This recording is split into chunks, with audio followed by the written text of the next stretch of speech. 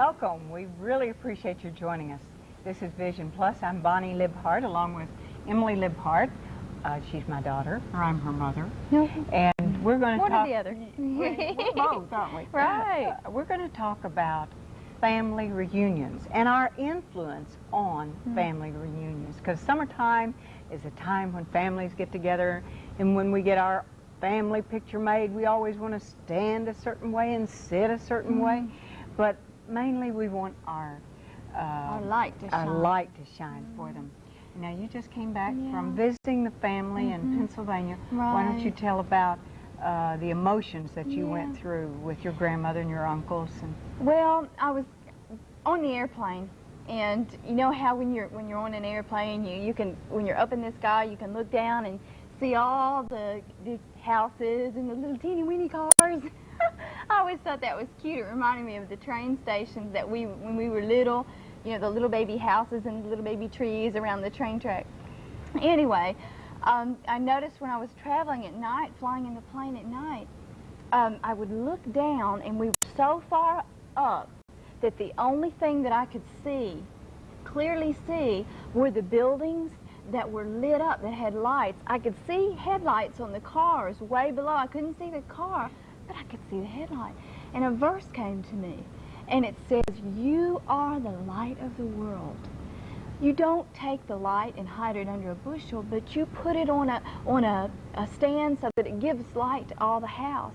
And that just kind of is what the Lord spoke to me as I was traveling back on the plane to Pennsylvania to see Dad's side of the family. She tries to take a couple of steps, and it's getting stronger. she had and to have stronger. her hip replaced after breaking her hip, didn't Right, she? right. And one of the highlights that I was there in the nursing home, there was a nurse, and she was just, I tell you, I knew when I first saw her that she loved God and the Lord with all. I knew she was saved. I knew she was a very strong Christian. And I found out later she was a missionary, actually, and she was there temporarily. And I just watched her as she would come in the room, and she would just, boy, she would change the beds, and no matter how much, you know, some of the older people, you know, a lot of times, you know, they've been there for 8 and 10 and 12 years, and they kind of tend to complain and everything, but she would just, you know, just be Jack on the spot, ready to go, you know, just whatever they had. She had patience, long-suffering, endurance. I told her the fruits in her life were humongous. You know, I said, boy, I can't wait till my fruits get that big. But I noticed that all of my uncles, my grandmother, the whole family would comment, without knowing that she was a Christian, they would comment on, wow, that girl really works hard. She's something else, you know, just raving about what a wonderful woman, you know, this woman was.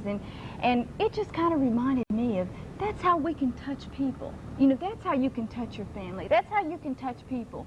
When you do what the Lord has called you to do, no matter what your job is, if you just do it with all your heart and do it with a good attitude, as unto the Lord. People see that, yeah. And they found out finally the last day that I was there, one of the other people that were visiting the other person in the nursing home said, oh, they were commenting again on, you know, what a wonderful girl this was and how she was just so faithful and diligent and had such a good attitude. The other lady said, oh yeah, she's a Christian. In fact, she's a missionary, and she's going to be leaving this Sunday to go back to Canada, you know, to complete her mission or whatever. And they just kind of, you know, just kind of looked at each other and said, wow, you know, and what a testimony that was. You know, that was almost more than I could do. I could tell them, and I could say, this is what the Lord is doing. They saw her day by day, the fruits in her life. You know, to me, that was just the most wonderful example. It was a shining example of how she was a light to those people. And I thanked her. I said, man, you're doing great. You know, keep up the good work. And if the Lord tells you to just speak about Him to my family, go for it, because they're ready.